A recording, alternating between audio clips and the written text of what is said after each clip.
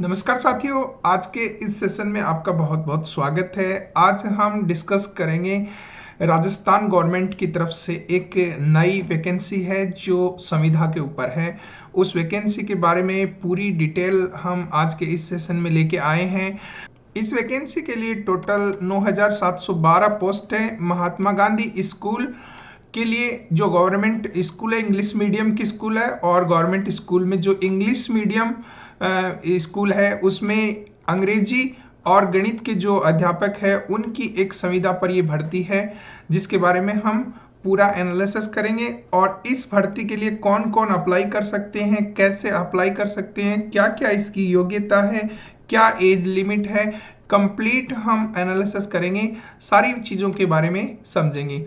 Notification इसका आ चुका है जो आपके सामने दिखाई दे रहा है। यहाँ पे 15 तारीख का नोटिफिकेशन है और इसमें पूरी डिटेल A to Z सारी चीज डिटेल दे रखी है। इसमें कौन कौन इसके लिए अप्लाई कर सकते हैं, क्या क्या है, हम इस पूरे नोटिफिकेशन का सार हमने नोट किया है, हम आपको उसी के हिसाब से लेके चल। सबसे पहले जान लेते हैं कि ये जो भर्ती है वो है कार्यालय निदेशक माध्यमिक शिक्षा राजस्थान, और उसके लिए बीकानेर के अंदर है ये विभाग।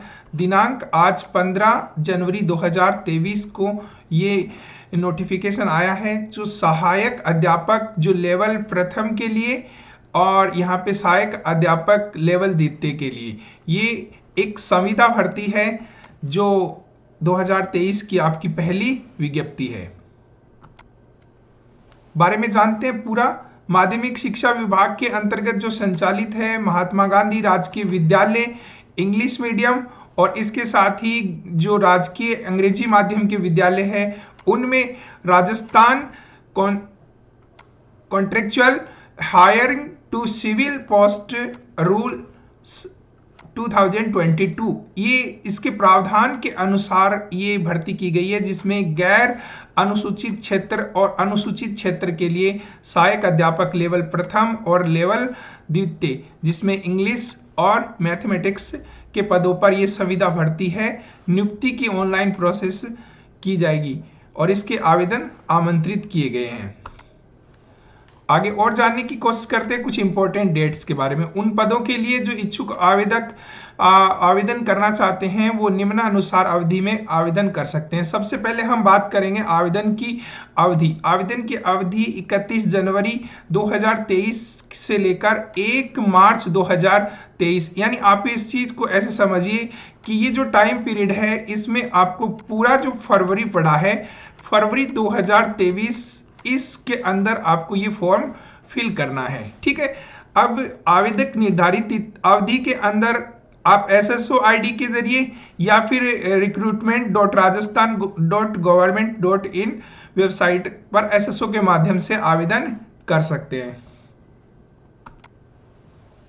विस्तृत विज्ञप्ति और जिलेवार जो पदों का विवरण है वो विभागीय वेबसाइट पर आपको मिल जाएगा। ऑनलाइन आवेदन के जो इच्छुक अभ्यर्थी है अपने संबंधित वर्ग श्रेणी विज्ञापित पदों की जानकारी विस्तृत विज्ञप्ति और राजस्थान के सिविल सेवा पदों के लिए संविदा पर जो रखा जाना है, इसके लिए नियम 2022 की जो अधिसूचना है उसको सावधानी से पढ़कर और स्वयं की पात्रता को सुनिश्चित करने के बाद ही इनका आवेदन करें।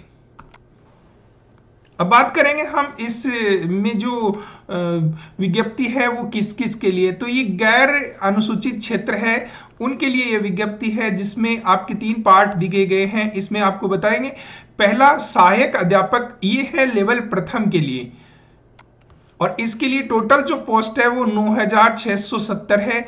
और ऐसे जो अनुसूचित क्षेत्र है उनमें भी सहायक अध्यापक के लेवल प्रथम के लिए टोटल पोस्ट 470 है। तो सबसे बड़ी जो भर्ती की बात करते हैं यहाँ पे, तो ये जो लेवल फर्स्ट के जो बच्चे हैं उनके लिए ये सबसे बड़ी भर्ती मानी जाएगी। आप यहाँ पे देख सकते हैं अप्रोक्स 7,000 पदों के लिए ये लेवल प्रथम के पद हैं। और इसके बाद अगर बात करें लेवल 2 के लिए सहायक अध्यापक, इसमें इंग्लिश के जो अध्यापक हैं उनके लिए 1219 पोस्ट है। और इसमें TSP क्षेत्र के अंदर भी बात करें तो इंग्लिश के लिए आपकी 67 पोस्ट है। तो ये इंग्लिश के पद हैं।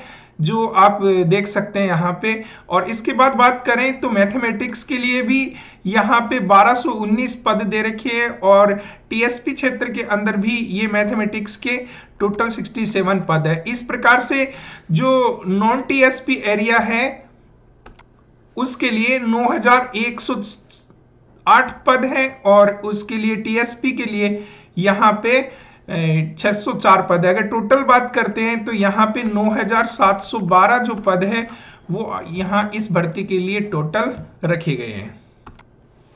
अब बात करेंगे यहाँ पे वैकेंसी की पूरी डिटेल। इसमें जो इच्छुक आवेदक है वो अपनी योग्यता और पात्रता के अनुसार संबंधित जो पद है उसका ऑनलाइन आवेदन प्रस्तुत करना होगा, और एक से ज्यादा जो पद है वो योग्यता होने पर उसके लिए अलग अलग आवेदन भरने पड़ेंगे। ऑफलाइन आवेदन यहाँ पे एक्सेप्ट नहीं किए जाएंगे। विज्ञापन पदों के लिए अगर राजस्थान राज्य के आरक्षित वर्ग की जो अभ्यर्थी है उनको नियमानुसार आरक्षण और अधिकतम सीमा की आयु में छूट भी दी जाएगी। ठीक है,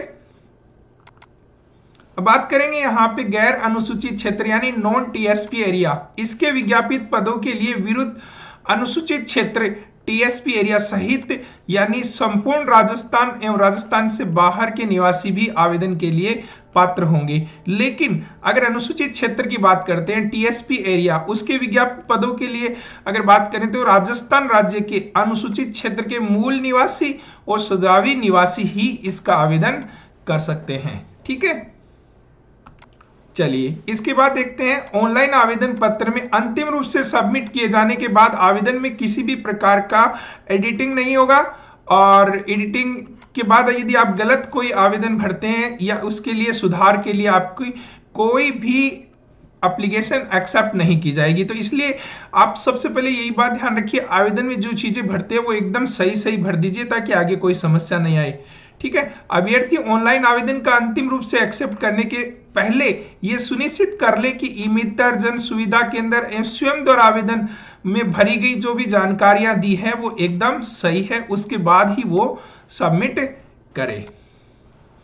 अब क्वालिफिकेशन की बात करते हैं इसमें, तो हम सबसे पहले बात करेंगे सहायक अध्यापक लेवल फर्स्ट के लिए जो क्वालिफिकेशन है उसके लिए क्वालिफिकेशन शैक्षणिक योग्यता में 50% अंकों के साथ यानी मिनिमम 50% अंकों के साथ उच्च माध्यमिक या आप यहां पे बोल सकते हैं 12वीं क्लास के लिए। ठीक है, तो और समकक्ष अगर परीक्षा बात करें तो यहाँ पे इंग्लिश मीडियम में उत्तीर्ण होना चाहिए। दूसरी बात करें यहाँ पे प्रक्षेपिक योग्यता में diploma in elementary education plus में न्यूनतम अंकों के साथ जो रीट लेवल 1 की पात्रता भी होनी चाहिए, और उसकी अवधि भी यहाँ पे समाप्त नहीं हुई हो। तो मोस्टली जितने भी जो लास्ट ईयर के अंदर और अभी रखे गए हैं उनकी पात्रता की अवधि यहाँ है, तो आप सभी लोग इसके लिए आवेदन कर सकते हैं। जो रीट लेवल फर्स्ट में जिनकी पात्रता यानी 60% अबोव चल रहे हैं वे सारे इसके अंदर पात्र होंगे। ठीक है, चलिए अब बात करेंगे हम सहायक अध्यापक इसमें लेवल 2 के लिए।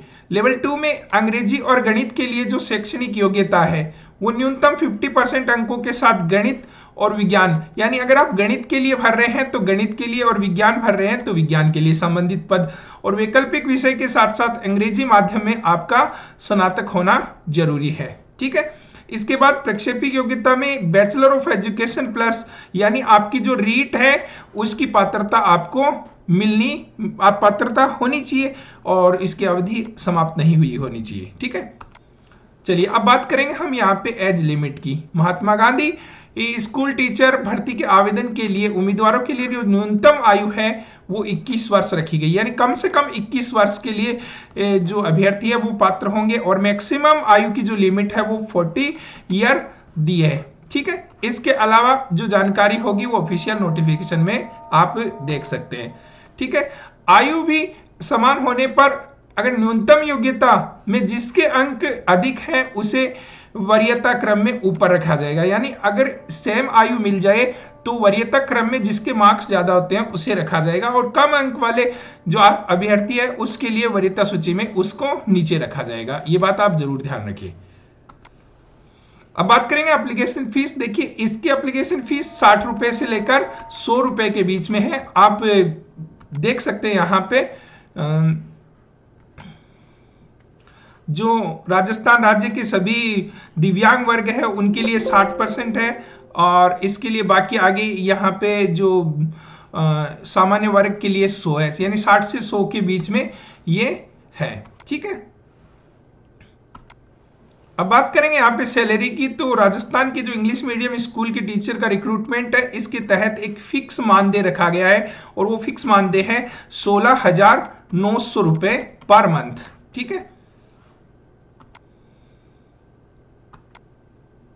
तो चलिए आज के हमने इस सेशन के अंदर आपको संविदा पर जो भर्ती हुई उसके लिए आपको बताने की पूरी कोशिश की है हर चीज, और कोई चीज आपको पूछनी है तो आप कमेंट कर सकते हैं। साथ में आप हमारे टेलीग्राम ग्रुप को ज्वाइन कर सकते हैं। टेलीग्राम चैनल का नाम जीडी कैंपस है, और डिस्क्रिप्शन में लिंक दे रखा है, और यदि आप सर्च करना चाहो तो भी सर्च कर सकते हैं, यानी जीडी कैंपस का टेलीग्राम चैनल और जीडी कैंपस का जो आपका यूट्यूब चैनल है उनको सब्सक्राइब कर लीजिए, और इस तरह की जो न्यूज अपडेट्स की जानकारी के लिए आप हमसे जुड़े रहिए। वीडियो अच्छा लगा है तो लाइक कर दीजिए और अपने फ्रेंड्स के साथ शेयर कर दीजिए।